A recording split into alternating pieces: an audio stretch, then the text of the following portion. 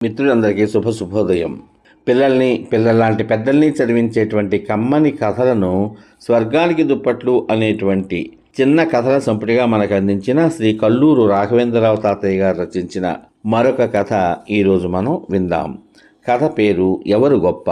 కథలోకి వెళ్దాం. మరి పెళ్లి కోసం ఓ పల్లెకొచ్చిన బంధుమిత్రులంతా భోజనం ముగించి వంట భలే బాగుంది అని మెచ్చుకోవడం మొదలుపెట్టారు. పెళ్లి పెద్ద వంట మనిషిని వాళ్లకు పరిచయం చేస్తూ ఇదంతా ఇతని గొప్పే అంటూ పొగిడాడు.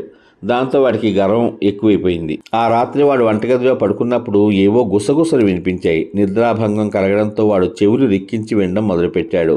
ఆ గదిలోని బియ్యం బస్తా ఇతర వంట దినుసులతో ఇలా చెప్పడం మొదలుపెట్టింది. మల్లె పువ్వు లాంటి అన్నం మెతుకులు విందులో లేకపోతే అది భోజనమే కాదు కదా. ఇదంతా నా గొప్ప కాకపోతే వీడిదా అంటూ వంటవాడి మీద ఎగిరిపడింది. అంతలోనే కందిపప్పు కోపగించుకుంటూ, పప్పు సాంబారు రసం లేందే ముద్ద దిగదు కదా, మరి ఇదంతా నా గొప్పే, వాడిది కాదు నీది కాదు అంది. అంతలోనే ఉప్పు కారం చింతపండు కూరగాయలు ఇవన్నీ ఏకమై కోపంగా అందరిపైన దాడి చేస్తూ, మేమంతా లేకపోతే ఏ పప్పు లేదు సాంబారు లేదు, వాటికి రుచి ఇచ్చిందే మేము, అదంతా మా గొప్పే అంటూ వాదుకు దిగాయి. ఆ తర్వాత వంటగదిలోని పాత్ర సామాన్లు, వంట చెరకు, నిప్పు వీటికి విపరీతమైన ఆవేశం వచ్చి, మేం లేనిదే వంట అసలు మీరు ఎలా చేస్తారు, కనుక మేమే గొప్ప అన్నాయి ధీమాగా.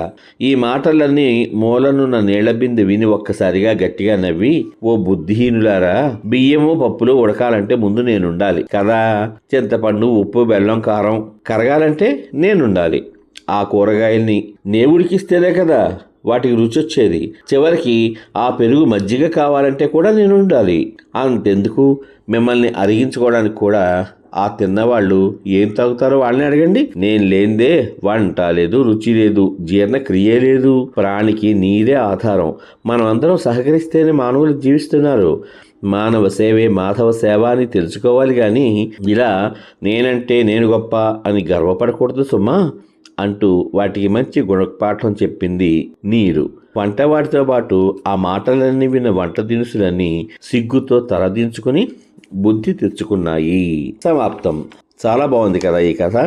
నిజమే కదా, ఈ ప్రపంచంలో ఎన్ని పదార్థాలు ఉన్నప్పటికీ కూడా వాటన్నిటినీ వండడానికి, వాటన్నిటినీ కడగడానికి, వాటన్నిటినీ ఉడికించడానికి, మంచి మంచి రుచికరమైనటువంటి పదార్థాలుగా తయారు చేయడానికి, తిన్న తర్వాత తిన్నవారందరికీ కూడా అరగడానికి, అంటే జీర్ణక్రియ బాగుండడానికి ప్రాణికి నీరే కదా ఆధారం.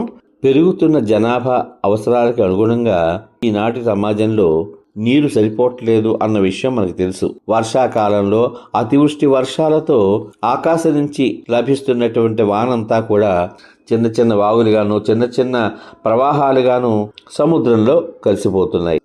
అందుకే ప్రతి కుటుంబంలో కూడా ఇంకుడు గుంతలు తవ్వుకోవాలి వర్షాకాలంలో. ప్రతి ఇంటిలోనూ కూడా అలా ఇంకుడు గుంతలను తవ్వుకోవడం వల్ల భూమి పొరల్లో ఈ నీరంతా కూడా నిక్షిప్తమై మళ్ళీ మనకు ఎప్పుడు అవసరమైతే ఆనాడు ఆ నీటిని మనం వాడుకునే ప్రయత్నాలు చేసుకుని అందరూ ఆరోగ్యంగా బతకచ్చు. ఈ కథ కనుక మీకు నచ్చినట్టయితే ఈ కథ మీద మీ అమూల్యమైన అభిప్రాయాన్ని వీడియో కింద పొందుపరచమని కోరుకుంటూ, రేపటి భాగంలో శ్రీ కల్లూరు రాఘవేంద్రరావు తాతయ్య గారు రచించిన చతురోక్తి అనే కథ విందాం. అంతవరకు సర్వే జనా సుఖినో భవంతు. శుభమస్తు. స్వస్తి.